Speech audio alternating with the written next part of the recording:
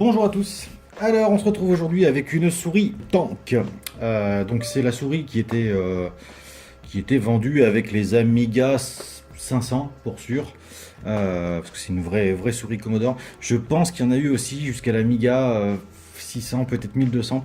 Après, elles ont changé, mais c'est la souris la plus emblématique des Amiga, à mon sens. Voilà, c'est la Tank.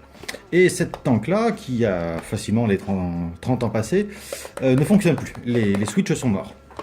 Donc ça, c'est absolument pas grave. On peut commander sur différents sites des switches carrés, voilà, hein, ces switches là, qui sont très simples à utiliser, puisqu'ils ont deux fois deux pattes de connexion. En fait, ils ont deux pattes. Et donc, on va pouvoir les ressouder sur cette souris. Donc, pour commencer, on ouvre la bête. Alors, on voit que ça force, donc il doit y avoir des petits ergots. Tac, effectivement, on a deux crans ici qui viennent certainement s'emboîter, voilà, qui viennent s'emboîter dans les crans qui sont là. Donc attention à ne pas forcer pour éviter de les casser. Ensuite, on retire cette partie-là. Ici, c'est soudé, donc on n'y touche pas. On va retirer les deux vis qui sont là. La PCB étant retirée, hop, on peut se concentrer sur ces fameux petits boutons. Alors, histoire de faire de la place pour travailler correctement, on doit pouvoir retirer celle-ci, voilà, et on va dessouder la masse qui est là. Comme ça, on n'a que la PCB dans les mains et c'est beaucoup plus facile pour travailler. Donc là, on se pose pas de questions, hein, les switches, on va changer les deux, hein, on ne va pas en changer qu'un, même si celui-ci fonctionne, celui-ci, on voit qu'il est un petit peu aléatoire. On va donc les dessouder. Pour ça, je vais brancher ma station de dessoudage et on va la laisser chauffer. Donc voilà, la station est chaude, on va pouvoir dessouder les contacts. Là, il n'y a rien de sorcier. De toute façon, on peut pas se tromper en les réinsérant. On ne peut pas leur faire un quart de tour. Donc, on va tout simplement les dessouder et replacer les autres. On ne peut pas faire d'erreur.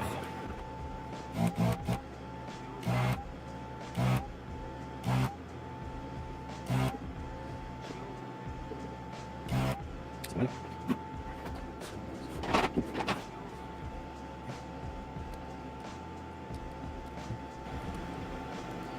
Tac. Et voilà.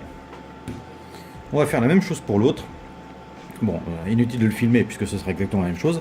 On va directement prendre un contacteur neuf. On le glisse, tac, à l'intérieur. Et on vient souder. Donc c'est vraiment pas sorcier, hein. Si vous arrivez à trouver ce genre de contact, deux têtes, moi je les avais pris sur eBay il y a très longtemps.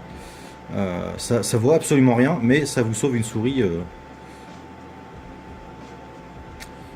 quand même collector. Hop. Et voilà. Donc là, le nouveau switch est posé. On entend plus qu'il sonne très bien. Donc je vais faire le deuxième et on va remonter la souris. Voilà, mes deux switches sont installés. On va pouvoir remonter la souris. Pour ça, il nous faut le câblage. On repositionne les fils qu'on a enlevés tout à l'heure. On va ressouder la masse. Voilà. Ensuite, on va reposer la PCB à l'intérieur de la souris. Alors, entre parenthèses, si vous avez une souris qui est sale ou qui a du mal à fonctionner, souvent ça peut être la boule qui est sale. Donc moi ce que je fais, c'est que je la laisse tremper dans de l'eau très chaude, pas bouillante mais très chaude, avec du produit vaisselle pour bien la dégraisser. Et je l'essuie ensuite avec un morceau de jean pour pas laisser de peluche, parce qu'en fait elle devient collante, la boule. Et au niveau des rouleaux, qui peuvent parfois s'encrasser, donc ce rouleau là et ce rouleau là, ça faut pas hésiter à le gratter avec quelque chose qui est pas trop abrasif, surtout pas une lame de couteau ou une lame de cutter, parce que vous allez faire des rayures dedans et votre souris va être toute saccadée, mais plutôt avec un morceau de plastique genre téflon, ça passerait très bien.